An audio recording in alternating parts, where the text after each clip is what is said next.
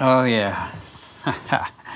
I love coming to the movie theater alone. I cut my afternoon classes. You guys know I'm a teacher. Don't tell anybody I told you that. So that I could come here when I knew the theater would be empty and watch a movie in peace and quiet by myself. What are you doing here? Watching a movie? Not today. I'm watching this one alone. Why'd you buy all the tickets?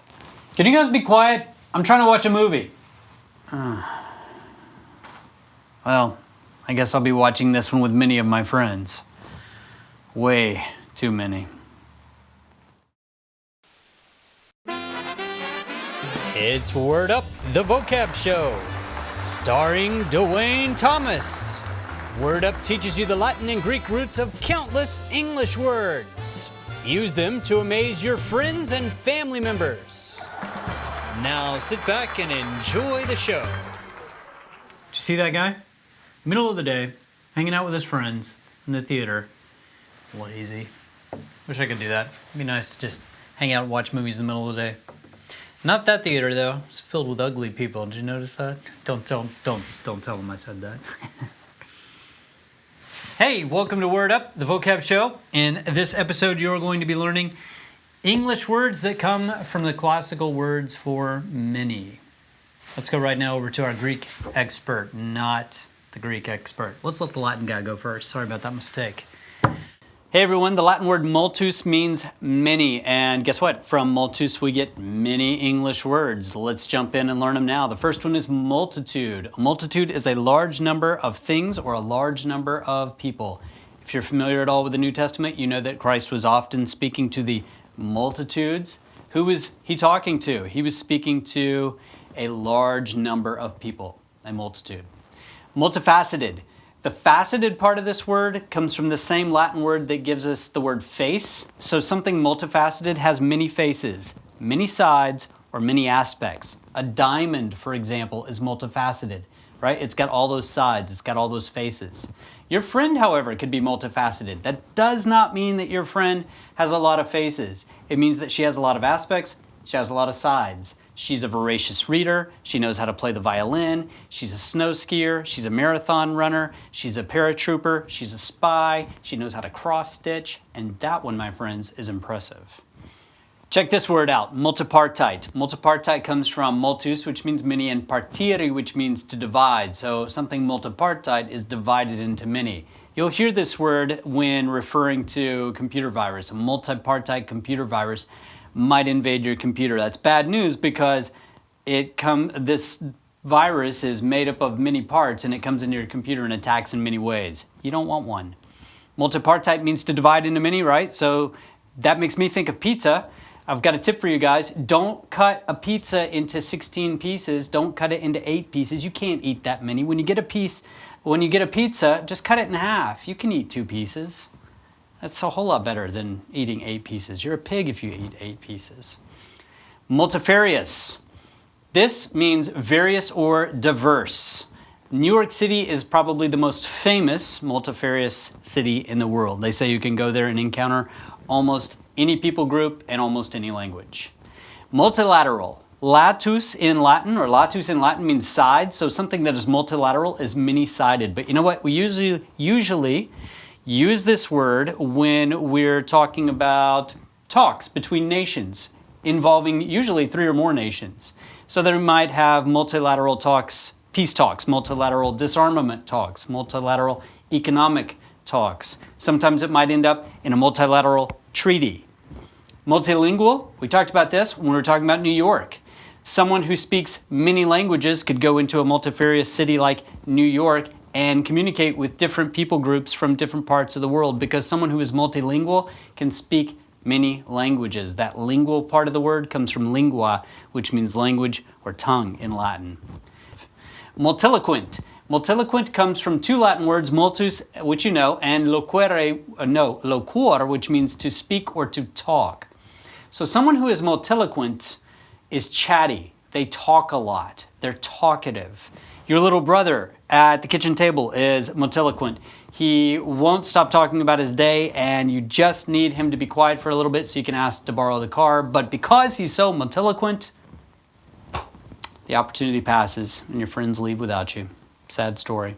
Let's move on. The next word is multiped. Pes or ped in Latin means foot. Something that is multiped has many feet.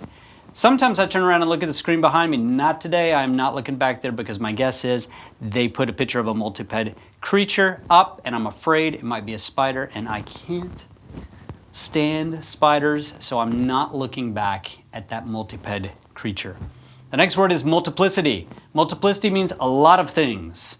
A zoo, for example, has a multiplicity of animals. By the way, what's black and white and black and white and black and white and black and white? A penguin rolling down the hill. What's black and white and laughing? The penguin that pushed him. One last word, and that word is multiplex. The plex part of this word means fold in Latin. So the idea is that many things are folded together. So you have a lot of signals folded into one communication line, and then that line travels to your house, and you flip on the TV and watch a show. It's complicated. You think it's simple, but that multiplex is getting it to you, and it's actually far more complicated than you think. So call the company up and tell them, hey, thanks for sending movies and shows to my house. I appreciate it.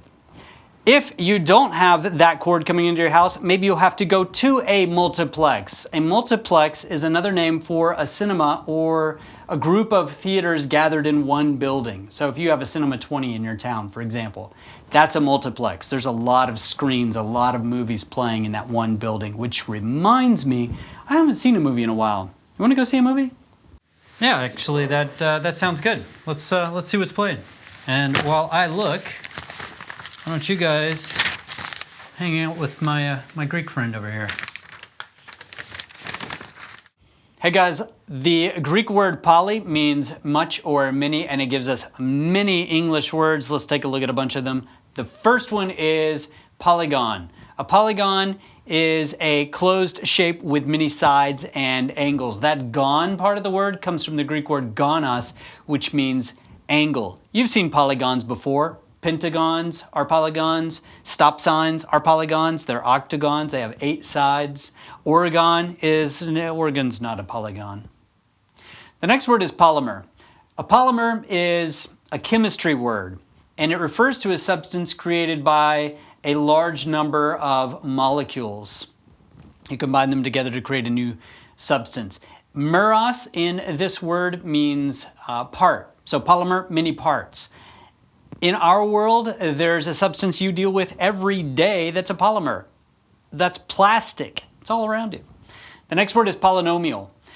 The nomial part of this word means name. Polynomial, something with many names. So your friend that has 12 names is a polynomial. That's not true because you don't have a friend with 12 names. Nobody does.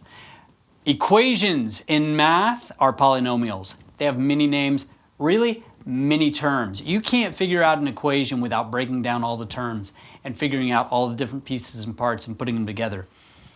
A polymath is someone who has learned a lot. The math part of this word comes from mathenane, which means to learn. So a polymath is someone who has learned a lot. Famous American polymath, Thomas Jefferson. Go to his house. They have records that he kept about gardening, politics, languages, architecture. That man was a polymath. The next word is polydactyly. Polydactyly is to have more than the normal amount of fingers or toes. Dactylos in Greek means finger.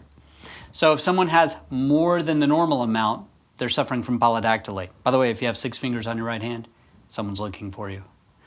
Polytheism. Theos in Greek means God, so polytheism is the worship of many gods. All of our planets are named after Roman gods. Jupiter, Saturn, Pluto, Venus. Those are all Roman gods. The Romans were polytheists. Polyphony. Hear that? It's beautiful. That's polyphony. Phonos in Greek means sound or voice, and polyphony is the combination of many voices singing melodies and they harmonize and create one new piece of music. That's polyphony. Polynesia, Nessos in Greek means island. Polynesia it means many islands. If you spin a globe and look at the South Pacific, there's a place in our world that is filled with many islands. I've already told you where it was. It's in the South Pacific. That place is called Polynesia. Go look at it. There's islands all over the place. I'd like to go there someday. Polyglot. Someone who is a polyglot speaks many languages. Glotta in Greek means tongue or language. There's another word for this. It's multilingual, but it comes from Latin, so ignore it. Use polyglot instead. Someone who speaks many languages. And the last word is polygraph. The graph part of this word means to write. It comes from the Greek word graphein. So a polygraph writes many things. But what is a polygraph? It's a lie detector. You've seen these in movies before. The police will put monitors on somebody and they monitor their heart rate, they monitor their breathing, their muscle responses, and then they'll ask them a bunch of questions about a crime. And if the person gets nervous, there's a report that's written out nearby by the machine that tells the police, this guy's heart rate jumped when you asked that question. He got nervous when you asked that question, and his muscles twitched when you asked that question. He's lying to you. That's a polygraph, which reminds me, I'd like to go see a detective movie. Those movies usually have polygraphs in them. Yeah, detective movie. That sounds good, actually. Hey guys, you've just learned 20 new English words from Latin and Greek roots. Get out there, use them. Watch for them in the movies you watch. May show up. There's a romantic detective action comedy playing.